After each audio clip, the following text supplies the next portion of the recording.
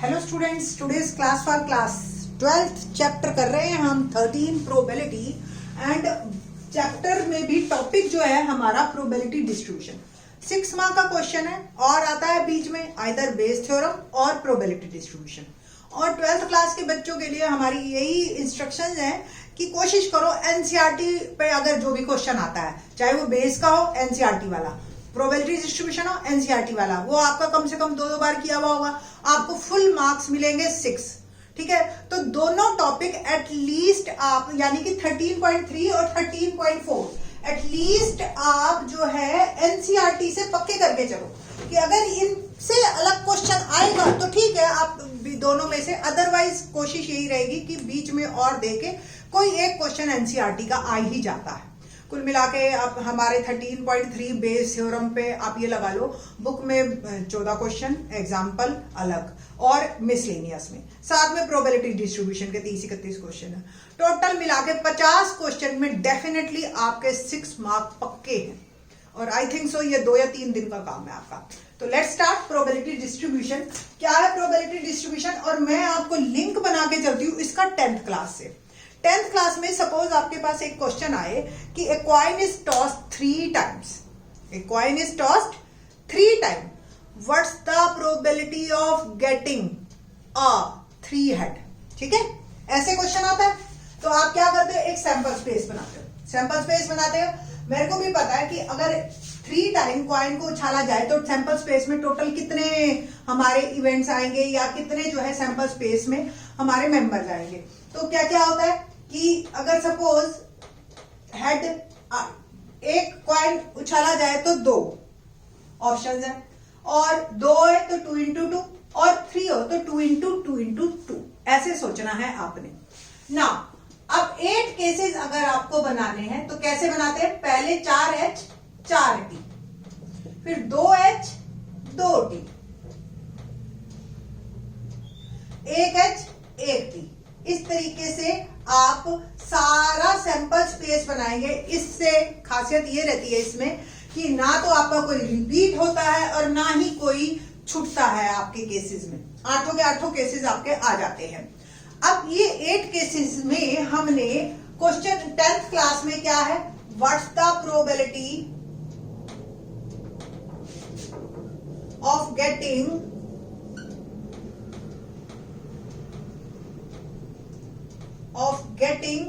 3 heads. ठीक है, यहां 3 दे दिया, ठीक, तो आपने प्रोबेबिलिटी बोली 1/8 क्योंकि ये केस आ गया और टोटल 8 है, 1/8, ये हो गया 10। अब 11th में आपके पास 3 हेड्स या एट मोस्ट 3 हेड्स या एट लीस्ट 2 हेड्स, इस तरीके का एक वर्ड और मिल जाता है आपको, एटलीस्ट 2 हेड्स।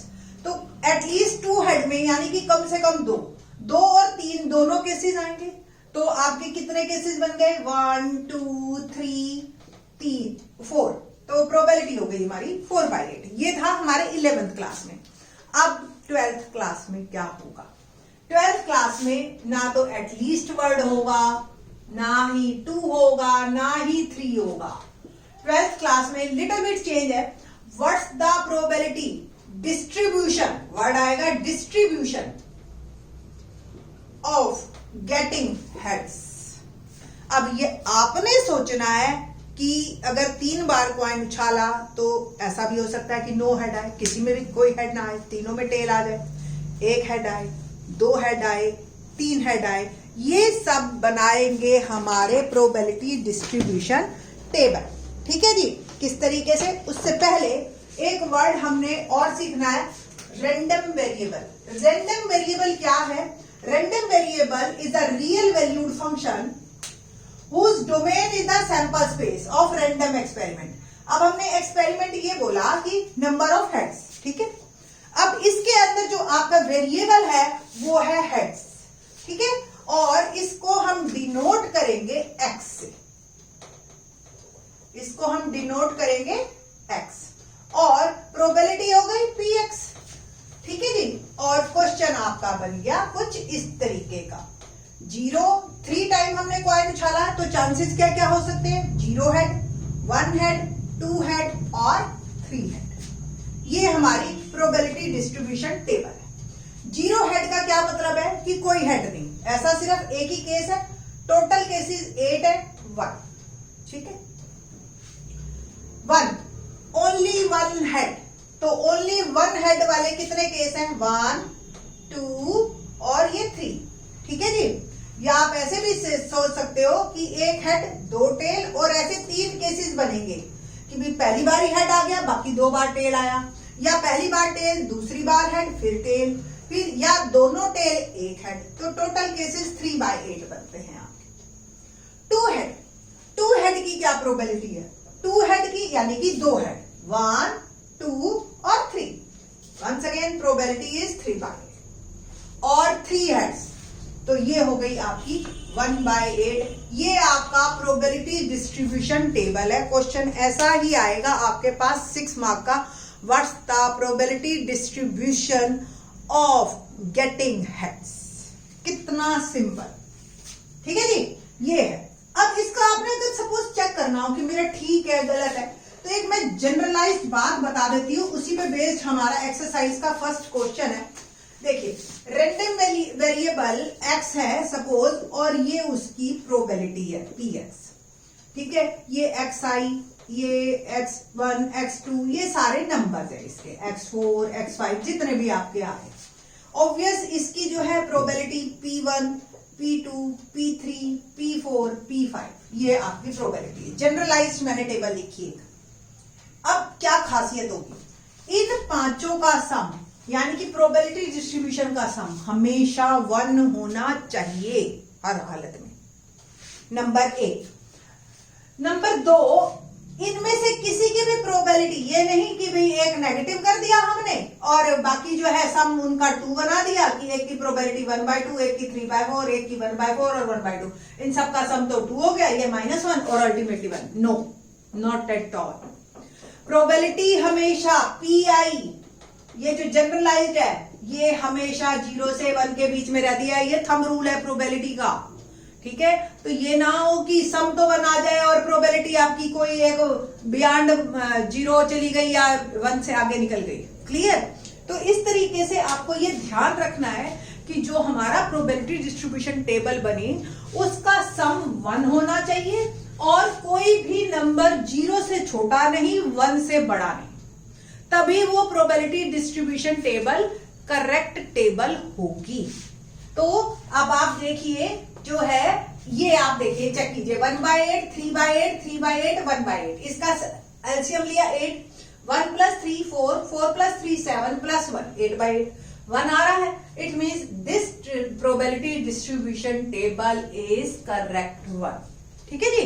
इस पे बेस्ड हम एक्सरसाइज के क्वेश्चन करते हैं। क्वेश्चन नंबर 1 देखते हैं क्या है क्वेश्चन। हमें डिफरेंट टेबल्स दे रखी है और हमें ये बताना है कि ये डिस्ट्रीब्यूशन टेबल सही है या गलत है, या अगर सही है तो मतलब गलत है तो why, what's the reason behind it, ठीक है।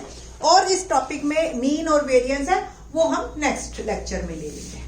तो फर्स्ट है, state which of the following are not probability distribution of random variable, give reason for your answer.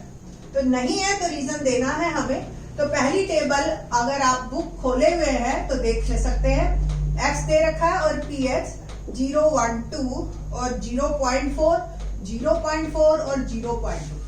सम कीजिए तो डेसिमल 12th क्लास के स्टूडेंट्स हो आप, तो आई थिंक सो कोई प्रॉब्लम आएगी नहीं सम में। और ये देख ही रहे हो आप, इसका सम 1 है, so this one is correct one. Second, और कोई भी वैल्यू ना 0 से कम है ना 1 से ज्यादा है। नेक्स्ट, x हमारे को दे रखा है 0 1 2 3 और ये 4। प्रोबेबिलिटी दे रखी है 0.3 0.5 0.2 -0.1। जैसे ही माइनस का देखा, there is no need to check कि भी सम 1 है या नहीं है। जैसे ही आपने माइनस देखा, कैंसल, बिकॉज रीजन लिखेंगे, because probability of 3 is negative, not possible. ठीक है जी, नॉट पॉसिबल। क्वेश्चन नंबर 3 देखते हैं। -101 y माइन, अब ये y रेंडम वेरिएबल है, ये नेगेटिव हो सकता है। जैसे सपोज मैंने शर्त लगाई कि भाई हेड आया तो मेरे को 1 रुपी मिलेगा और टेल आया तो मैं 1 रुपी दूंगी, ठीक है। सपोज 4 बार कॉइन उछाला, मेरा 3 बार टेल आ गया, 1 बार हेड, तो ऑब्वियस मुझे 2 रुपए देने हैं, तो उसको हम यहाँ पे -2 ही तो लिखेंगे। तो it can be negative but probability is never negative, है ना। तो प्रोबेबिलिटी इसकी क्या दे रखी है हमें, 0.06, 0.01 एंड 0.2, बट ये सब देखिए आप 0.9 आ रहा, सो नॉट पॉसिबल। तो sigma PI y is 0.9 less than 1, so not possible, या probability distribution is wrong. It must be equal to 1, not less than 1, not greater than 1, ठीक है। द फोर्थ वन इज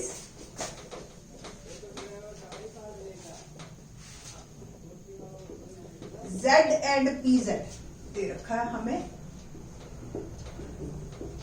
3 2 1 0 और -1। Probability 0.3, 0.2, 0.4, 0.1 and 0.05। Once again it's not possible, क्योंकि सम देखिए 4 3 7 2 9 और ये 110, तो point sigma PZI is 1.05, it is greater than 1, not possible. तो condition हमारी यही है कि it must be equal to 1, ठीक है। तो इस तरीके से ये आपका क्लियर होता है कि सिर्फ फर्स्ट ही करेक्ट है, बाकी सब रॉन्ग है आपके। Okay, now let's do question number 2 कि रेंडम वेरिएबल क्या है। An urn contains 5 red and 2 black balls. 2 balls are randomly drawn, एक बैग है या अन है, उसमें 5 रेड और 2 ब्लैक बॉल्स हैं। 2 balls are drawn randomly. Let x represent the number of black balls. What are the possible values of x? अब देखिए आप, अगर 2 balls ड्रॉ की है तो ब्लैक बॉल कोई भी नहीं हो सकती कि दोनों में से ही ब्लैक बॉल नहीं आई, रेड रेड आ गई, एक ब्लैक बॉल या 2 ब्लैक बॉल। प्रोबेबिलिटी उसने नहीं पूछी है, तो what are the possible value of x? If x is a random variable, of course yes, it's a random variable, ठीक है। Third, let x represent the difference between the number of heads and number of tails। देखिए ये बड़ा interesting question है। Third question है, x है जो difference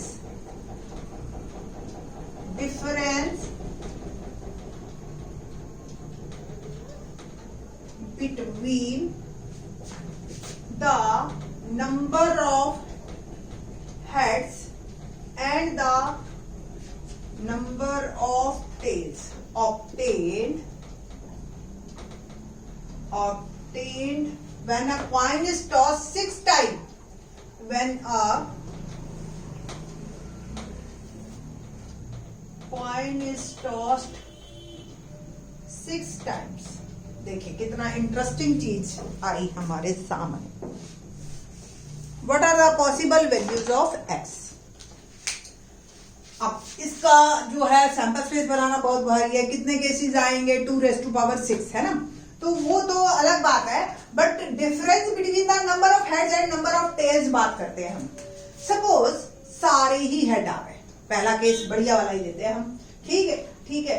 तो अगर 6 हेड आए तो टेल कितने होंगी, 6 टाइम कॉइन उछाला तो 0 टेल, है ना। मैं यहां लिख देती हूँ हेड, यहां लिख देती हूँ टेल और यहां लिख देती हूँ डिफरेंस। तो ऐसा हो सकता है कि 6 में टेल हेड आ जाए, टेल ऑब्वियस 0 में, तो डिफरेंस इज 6 माइनस 0 6। तो प्रोबेबिलिटी डिस्ट्रीब्यूशन मेरा बन गया, एक्स की क्या वैल्यू आई 6 पहली। सपोज 5 में हेड आया तो ऑब्वियस 1 में टेल आएगा, डिफरेंस क्या होगा 4,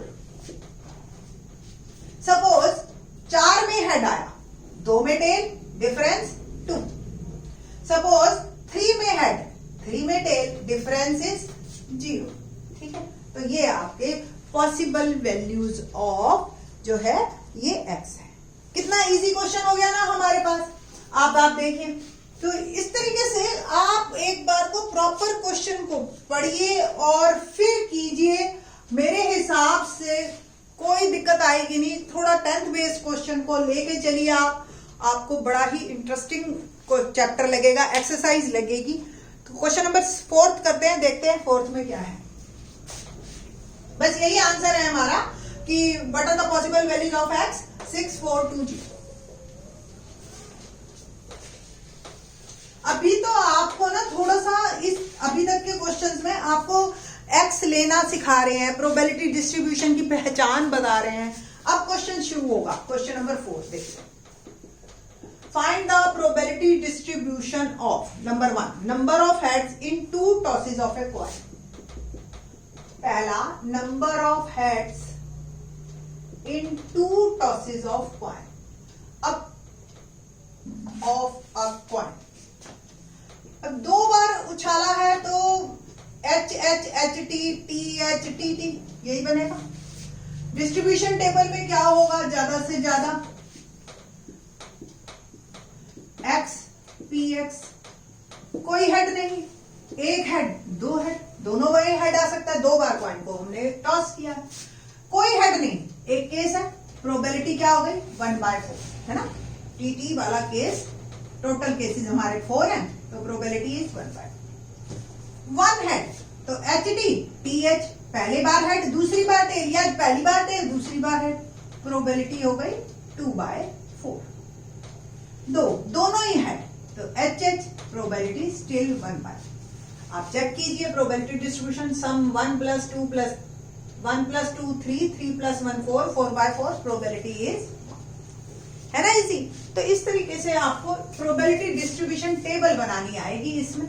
सेकंड पार्ट देखते हैं, number of heads in simultaneously tosses of 3 coins. Number of tails in the simultaneously tosses of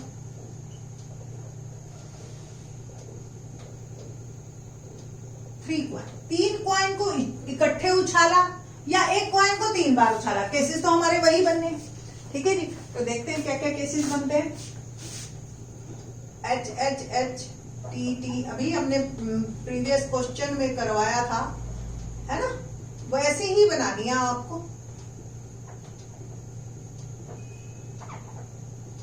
okay, तो नंबर ऑफ टेल्स, तो फर्स्ट ऑफ ऑल टेबल बनाते हैं हम।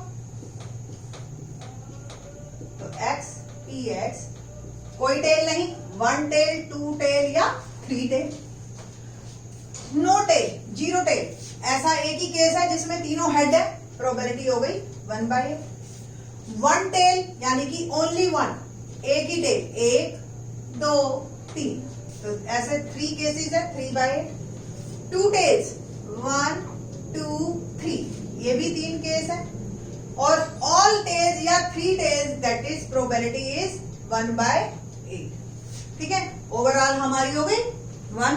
ये क्वेश्चन अभी किया है हमने, वो हेड्स का किया था, टेल्स सारे सेम ही केसेस हैं, इसलिए कोई प्रॉब्लम नहीं, आपको ये आता है, मैंने अभी करके दिखाया है आपको। थर्ड पार्ट देखते हैं, number of heads in 4 tosses of a coin. अब आप देखते हैं, अब देखो, अब आपको मैं अभी तक तो मैं ये ऐसे टेबल पूरा सैंपल स्पेस लिख के बता रही थी, अब आपको मैं ऐसे सिखाती हूँ कि आपको कैसे सोचना है बिना सैंपल स्पेस लिखे। 4 टॉसेस हैं, तो 0 1 2 3 और 4 है ना। तो देखते हैं, let's see number of heads. देखो, एक तरीका तो वही है, बच्चों को एक्चुअली इजी तो यही लगता है कि भाई 16 केसेस लिख लो, कोई दिक्कत नहीं है। देखिए जी, 16 केसेस बहुत सिंपल है वैसे तो। 8 एच लिखिए और 8 टी लिख लीजिए, फिर 4 एच 4 टी, फिर 4 एच 4 टी, फिर 2 एच 2 टी, 2 एच 2 टी,